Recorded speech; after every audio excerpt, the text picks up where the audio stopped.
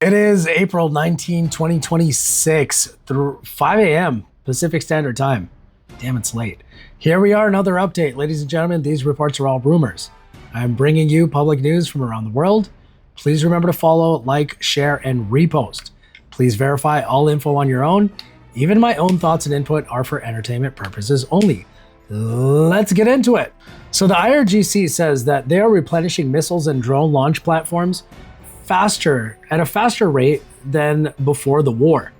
Maybe because what you focus on expands. And remember, always remember this, Iran is fighting this war at a much cheaper and faster rate than Team Trump is. Both are restocking and readjusting, but Iran will beat the competition at this game. Forget about financially, just physically.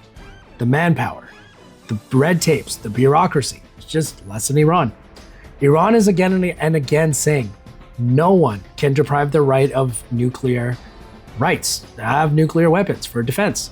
Especially now after this war, there's zero chance, I don't care what Team Trump says, zero chance that Iran will give it up.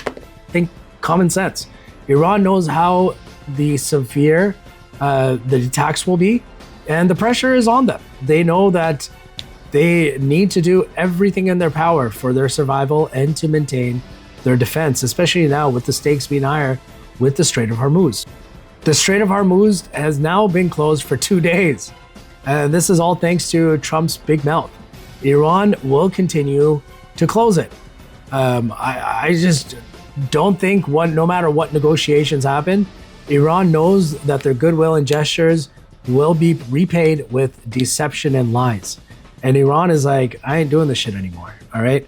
I'm billing everybody, I'm charging a toll, we're getting away from the petrodollar, and that's it. That's it, the mind is made. The Houthis in Yemen have confirmed that they will close the Strait of Bab el-Mandeb in the Red Sea if Team Trump continues their games. That would mean that 20% of the world's oil supply, which comes from the Strait of Hormuz, will be closed, and then approximately another 20%, which comes from the Strait of Bab el-Mandeb in the Red Sea, will be closed as well. That's 40% of the world's oil supply. Now, to all the people that are like, oh, this is great for US oil and US business. Well, I mean, last week they were saying 121 empty tankers are going to the USA to buy oil from there. So it kind of doesn't make sense. Conflict. Trump is now declining plans to seize Iran's Karg Islands. He says that the US troops would be easy targets there. And honestly, it didn't take really a rocket scientist to say that. Major airlines are suspending their flights to Dubai again.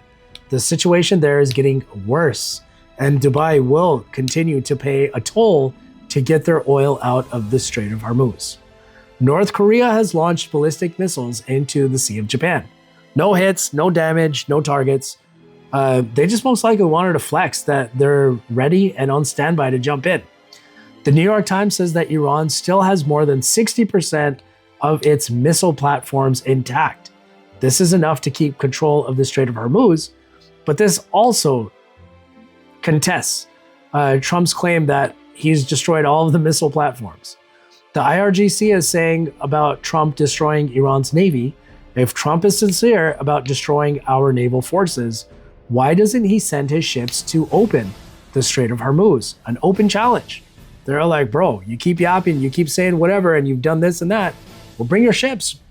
It's not. And the foreign minister of Iran is basically calling out us, Americans. It was like, I can't believe that you guys have a lying leader. And the world looks at this and they're like, man, when you're the leader of a country, you're like at the highest position. And when you're in that position and you're lying and deceiving your people, it's just a bad look for us on the global scale. Iran is already rejecting the second round of negotiations, guys. They're saying that Team Trump is using pressure tactics and what they call unreasonable demands. So in my opinion, Iran is saying, fool me once, shame on you. Fool me twice, shame on me. Or like George Bush got it reversed when he said it. And Iran's like, no, thank you. Been there and done that. Iran has said, and they've been saying that, guys, this is going to be a regional war. And now it's shaping out to be more of a world war. Like I've been saying, this is going to get worse. I know everybody is celebrating all these little tiny 1-2 hour victories, but it's going to get worse. This is about the future. This is about changing power. This is about maintaining control. And once and for all, to get out the US influence from that region. Now, again, this isn't good for the US long term, and this isn't good for IS. But frankly, it is what it is. When you make your bed, you got to sleep in it.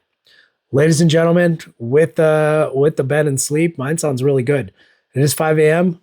I will see you guys later on today for the next report. In the meantime, have yourselves a beautiful day. Thank you.